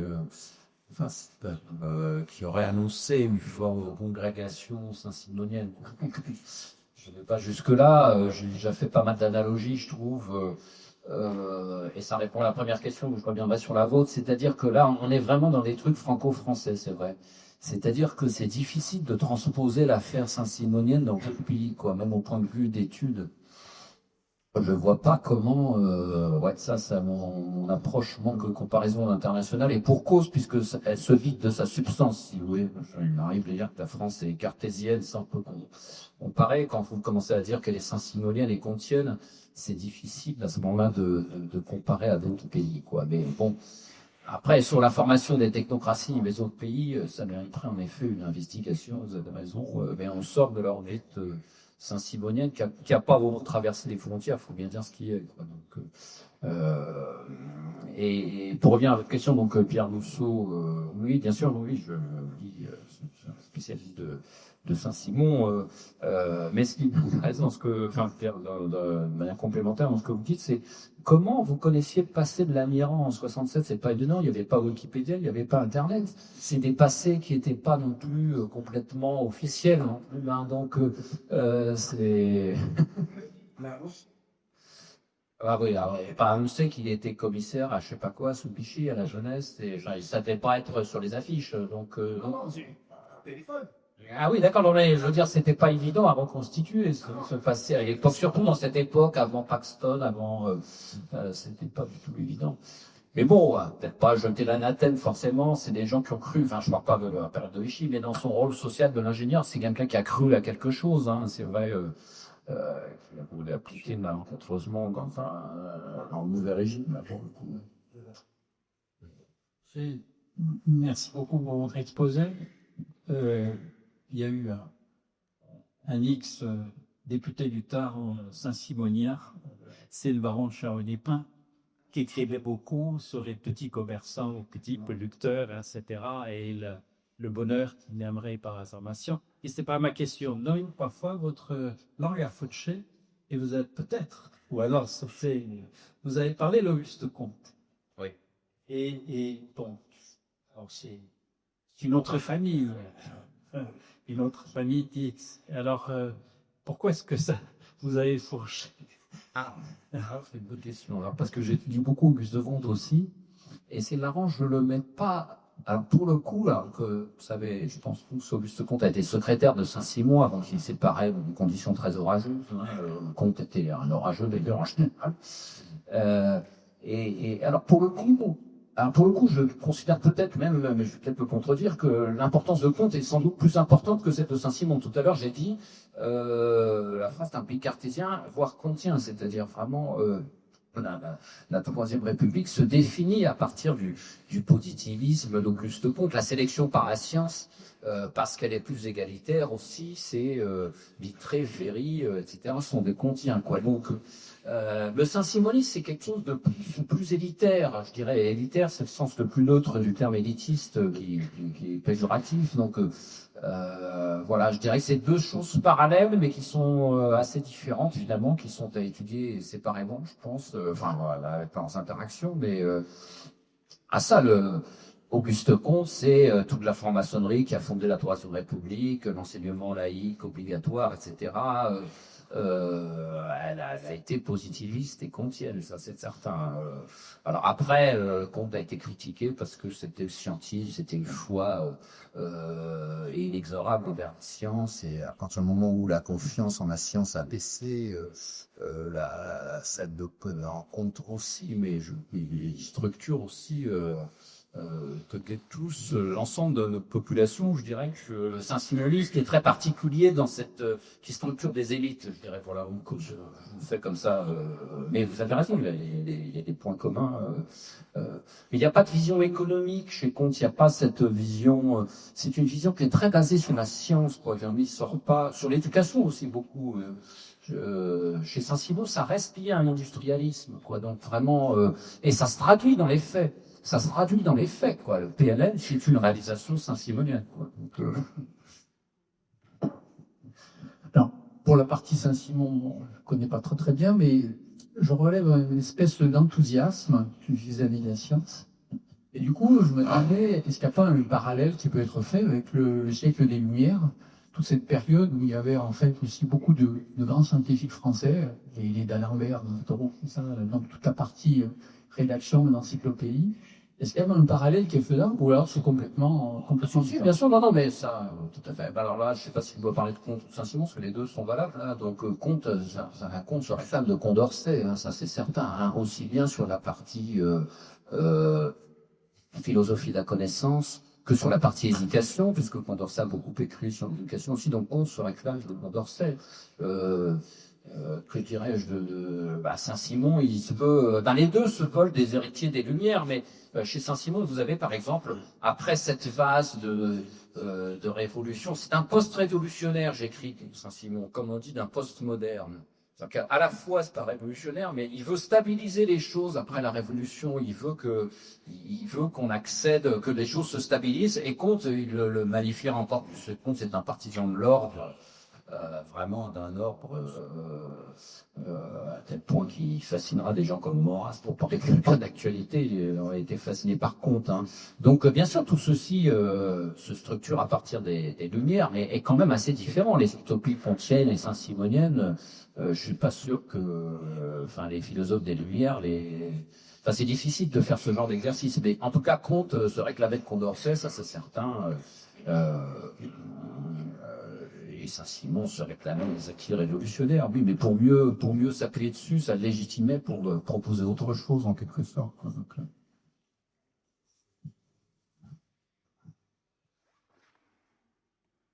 Bon, avant de la prochaine question, je vais rappeler qu'ici, on a eu une conférence où vous avez exposé le fait qu'une grosse partie de Polytechnique, vers 2007, partait en mode financière plutôt que dans des travaux scientifiques. Vous parliez des besoins scientifiques pour terminer. Est-ce que vous pourriez dire ce qu'il en est advenu depuis la crise qui a un peu changé peut-être cette sélection par les mathématiques financières et qui nous ont valu tous ces produits spéciaux et autres qui ont été accusés d'avoir ou aggravé ou provoqué la crise? C'est moi qui avais parlé de ça ici. Ah bon, d'accord. Non, c'est juste pour savoir. On ne peut pas avoir un système là. Oui, ça c'est l'école de mathématiques française. Hein. Je vous ai dit qu'elle est menée par l'école normale, toujours de nos jours. Des gens comme Villani qui défendent une école de mathématiques française très, très, très élitaire pour le coup là. Et ça, je suis pas le seul à l'écrire parce que Lévy Neblon l'a écrit et Marc Bloch aussi, que on force un peu le trait en écrivant ça, mais que les programmes sont faits dans le primaire, enfin on va dire dans la première partie du secondaire pour faire rentrer 0,0001% des jeunes à l'école polytechnique ou à l'école normale, voire en faire de médailles fixes. Et donc Jean-Marc Villemontagné, philosophe des sciences, a écrit ça, et Marc Bloch l'écrivait en 1944. Donc cette école de mathématiques française, on peut s'en glorifier certes, des médailles fixes, mais elle a un poids très important dans l'éducation, quoi. Et donc, alors les mathématiques financières, elles s'inscrivent là-dedans, quoi. Donc, quelles évolutions il y a eu à l'école polytechnique plutôt, je vais dire, ce qui est positif, c'est qu'il y a de plus en plus de docteurs. Il y a 30% de docteurs qui sortent de polytechnique. Ça se fait contre les corps d'État, justement, puisque les corps d'État, on ne fait pas de thèse quand on est dans les corps d'État.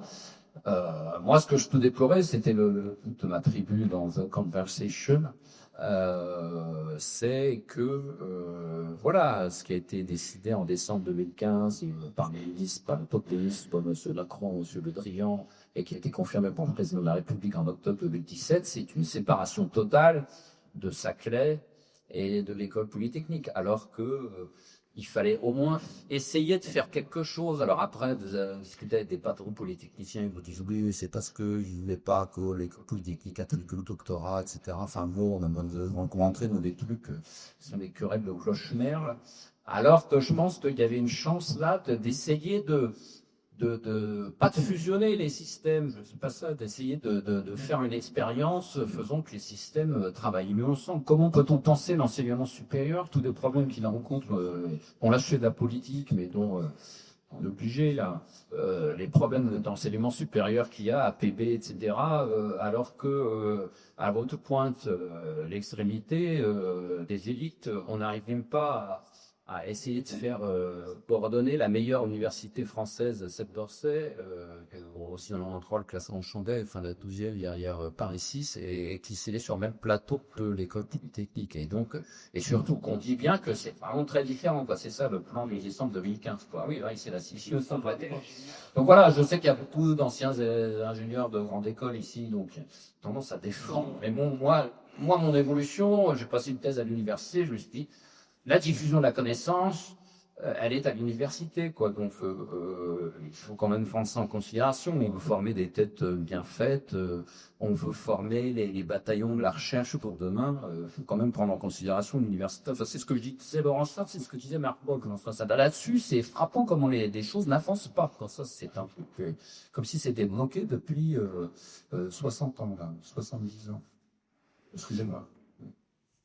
Je serai aussi prudent que vous Oui. dans ce que j'avais évoqué, mais il me semble qu'un des très grands secteurs d'innovation actuels, ce sont les recherches sur les sciences de la vie, sur les biotechnologies, et tout ça, ça m'a l'air de passer tout à fait en dehors des grands corps. Et ça, c'est plutôt l'école polytechnique, on pourrait dire. Pour le coup, oui, je vous avais raison. Mais bon, je ne veux pas faire des généralités non plus, mais il y a eu très peu de formation à la biologie dans les grandes écoles. Et je sais pas, je lisais moi voilà, je suis mes lectures, hein, donc des patrons d'entreprises biologiques qui disent d'abord la France a pris un retard dans les biotechnologies, enfin c'était pas mal rattrapé, et ils disent qu'ils recrutent leurs ingénieurs ou leurs cadres à l'université. L'université forme, je pense, mieux en biologie que les quelconques grandes écoles qui sont très liées à la physique et aux mathématiques. Oui, moi je vais la biologie, bon, enfin, on peut discuter. Vous avez raison, la biologie heureuse, enfin, je dirais, est développée indépendamment de ces filières-là, c'est ça. Pour en revenir à ce dont on va revenir à ce dont vous avez discuté les uns et les autres juste avant. Est-ce que tu crois que Pierre Veltz, qui a été un peu au centre de cette fusion, bien que d'un polytechnicien, pourrait nous y parler intelligemment de ce problème? Ah ben moi, j'apprécie beaucoup. Alors, au centre de quelle fusion? Parce qu'il était au centre de la production. Il y a eu des fonctions importantes. Il était directeur de cabinet de Monsieur Blanc. Tu parles au centre de Saclay, quoi. Tout l'aspect la fusion saclé. universitaire. La fusion. Est-ce qu'il était vraiment à ce centre-là? Parce que il était à l'établissement public de Saclay. Donc. Mais enfin, moi, je me sens assez en phase avec ce que dit Pierre Vex. Donc, il vous répéterai un petit. C'est-à-dire qu'il fait un livre au titre près provocateur, qui a été lié par les politiques. C'est un expon, hein, Pierre Vex, ça. Et il fait un livre qui se dit assez clair, qui est tout court, c'est faut-il sauver les grandes écoles? Alors, on dit ça, c'est provocateur, mais il donne bien les, voilà, c'est une bonne synthèse sur, voilà, le fait qu'il n'y ait pas beaucoup de recherche dans les grandes écoles, etc. Et lui, ben, moi, je ressens un peu comme lui, quoi. Et lui, il était très critique, quoi. Oui, quand Van Brief, il a appelé Fourmi, il se quittait avec lui. Donc voilà, il y a des forces résistantes Encore important prévu, je pense qu'il aurait sans doute des choses pas intéressantes à dire. Oui, il y a eu peut-être un peu moins historique que je n'ai fait moi, mais plus actuel, oui, sans doute, ouais, tout à fait. Oui. Oui, juste, on peut être quand même frappé par certaines corrélations entre la situation française et la situation de pays communistes. En particulier, l'URSS, la Chine. On peut regarder, dans le domaine par exemple spatial, le poids, si on peut dire, du spatial en Russie, même en Chine actuellement, le fait aussi qu'on exporte de grandes écoles, par exemple en Chine, y a-t-il effectivement, et aussi le poids de la science, de l'éducation? Une des seules grandes réussites de l'Union soviétique, c'est d'avoir réussi à former à la fois massivement quand même sa population et en même temps avoir des élites tout à fait remarquable, l'école mathématique russe, ou largement l'école française. Y a-t-il des corrélations entre... Oui, il y a des corrélations qui ont été mises en avant. Alors, je ne vais pas rentrer dans le discours des penseurs honnis du néolibéralisme, qui sont souvent très intéressants. Vous lisez du Hayek, par exemple. Je ne sais pas si vous connaissez Friedrich von Hayek, qui est un peu considéré comme le diable. Mais non, le mec qui est quelqu'un qui a beaucoup réfléchi, qui est intéressant dans sa partie analyse, disons. Après, dans la partie, ce qu'il recommande, c'est une chose.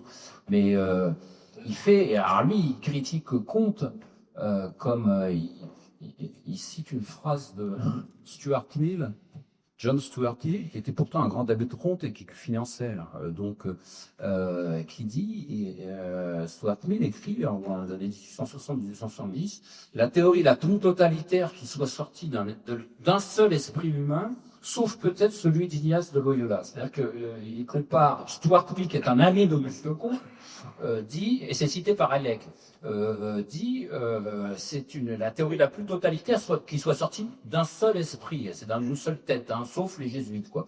Et alors Hayek en profite pour tartiner sur le fait que voilà le comtisme et le socialisme en général, il est vraiment pas socialiste, il est purement libéral, Hayek.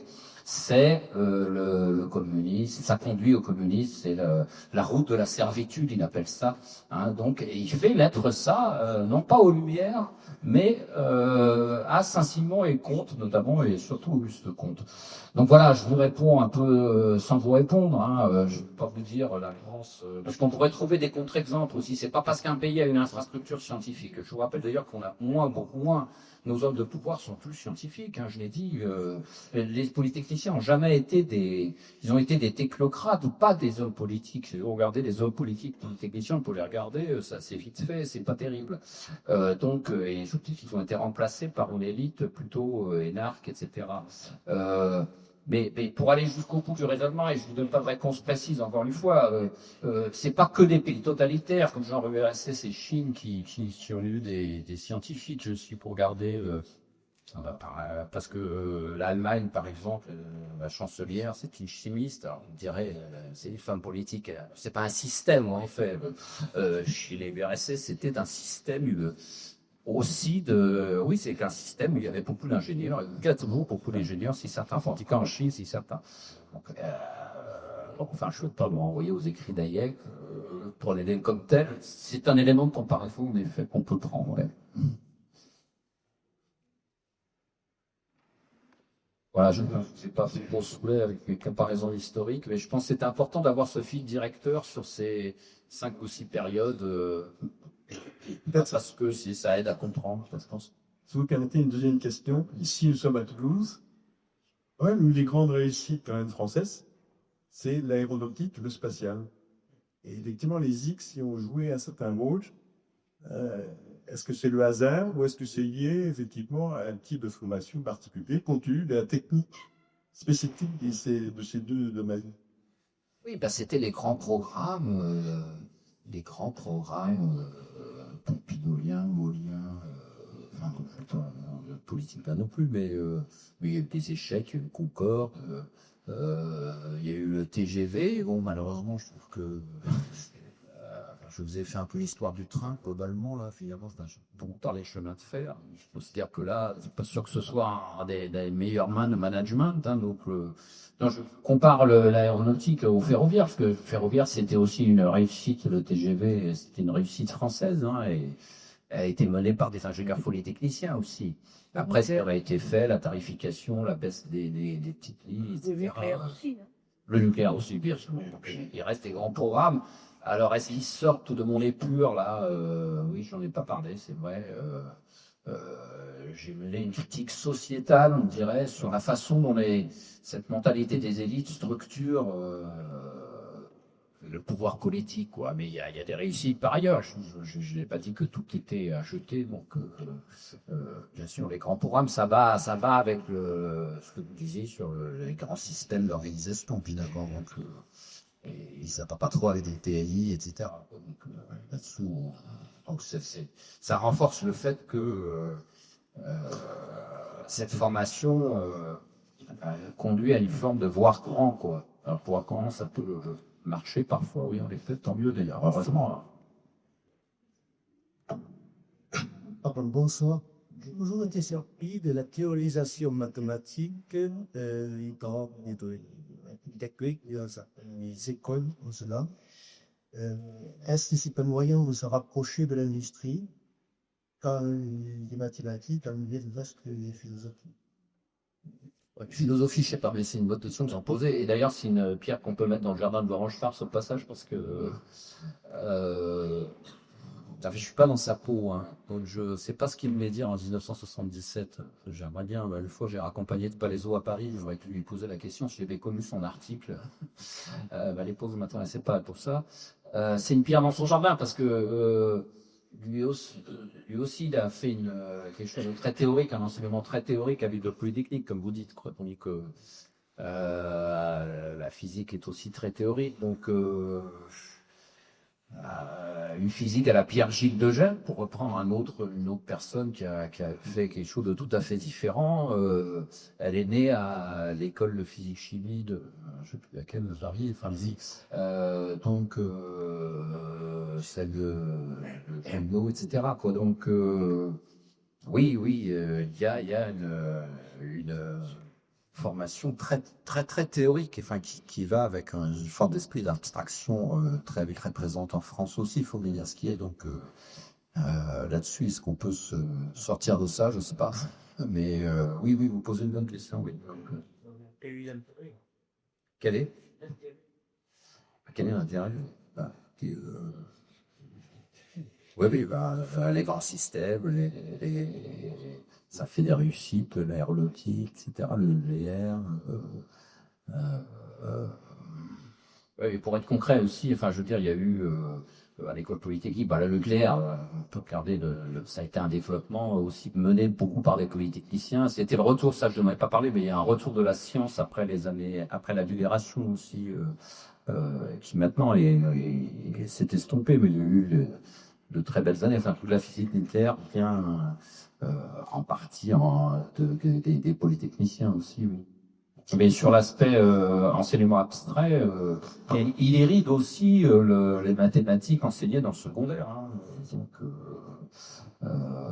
la physique n'en parle plus. Je ne sais pas si on peut parler d'enseignement de physique encore dans le secondaire, mais bon.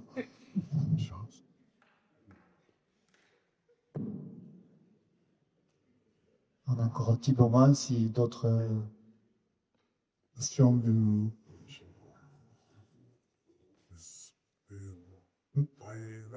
Allez.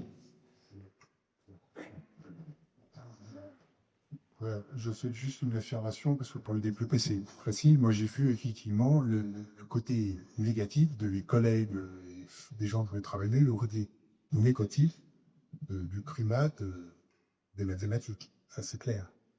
La bonne école peut te faire physicien, physicien théoricien. J'ai l'école, c'est Pierre, j'ai déjà deux.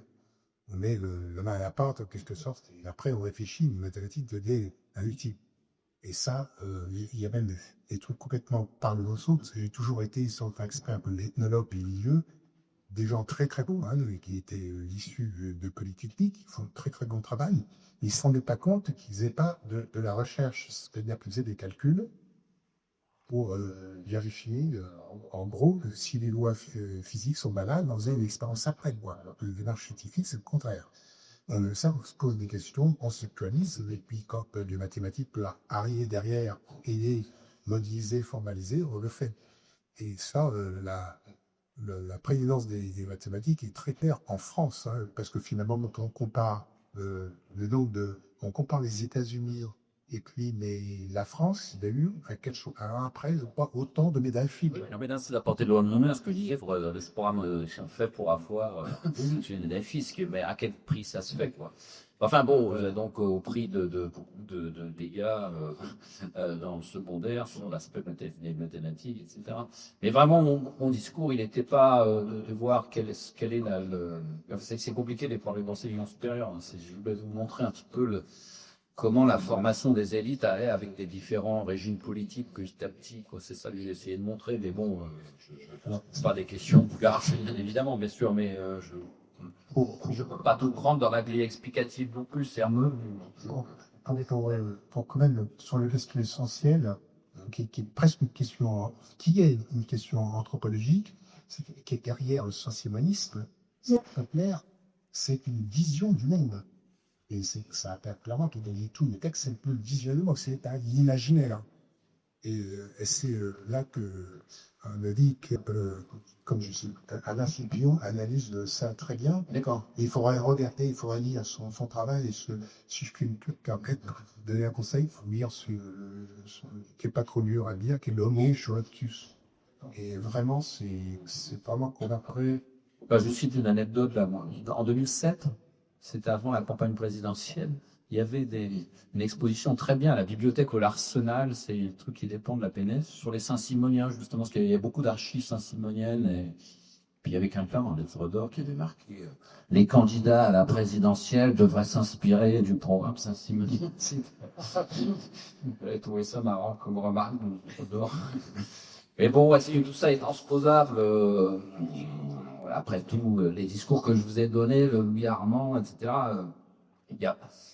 il se croyait social, lui aussi, dans les années 60, quand ils diront les classes sociales vont disparaître, etc. C'était positif pour lui. Il disait, oui, ben voilà, tout ça, il n'y aura plus de misère, etc. Des discours comme ça, vous utilisez dans les années 60, à l'appel. Non, ils se voulaient, je pourrais considérer que c'est pour position, ça, c'est bon, peut-être militantisme, voilà. C'est ce que je suis invité 3 fois à Toulouse cette année. Je suis plus invité, donc je reviens 2 fois parler d'autres choses. Qui est assez philosophique sur ce que j'appelle l'alter-science. Je débattrai avec quelqu'un, mais je vais pas les dates et c'est moi, mais café philosophique de Toulouse sur les théories scientifiques alternatives, etc.